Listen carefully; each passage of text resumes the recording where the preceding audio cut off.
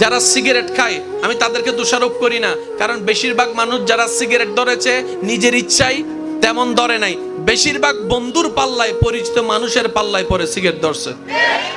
ওই যে এক সময় একজনে বলছিল এক টান দেশ না, কথা বলে না, এক সময় একজনে বলছিল এক টান দেশ না, সে বলে যে না আমি ধোঁয়া টোয়া সহ্য করতে পারেন, আমার কাশি আসে। তখন তার মাথার মধ্যে শয়তানে ঢুকাই দিছে কি, কয় কেমন পুরুষ হইলা, কথা বলে আরে জোরে জোরে জোরে, তুমি কেমন পুরুষ হইলা, সিগারেট খাইতে পারো না। তার মাথায় ঢুকাই দিছে সিগারেট খাইতে, পুরুষ হতে গেলে সিগারেট খাইতে হবে। এবার সে যে এক টান দিছিল ওই বছর আগে, এখন 10 প্যাকেট। ভুল বললাম?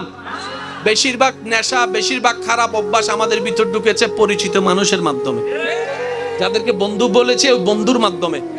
আজকে যখন সেই বন্ধুর পাল্লায় পরে ধরা, সিগারেটের কারণে যখন ক্যান্সারের রোগ হয়েছে, ডাক্তারে বলে যে 10 লাখ টাকা লাগবে, এবার বন্ধুরে বলে যে তোর কারণে সিগারেট ধরছি, যে 5 লাখ টাকা তুই আমারে দে। তখন সে বলে যে আমি তোমাকে চিনি না,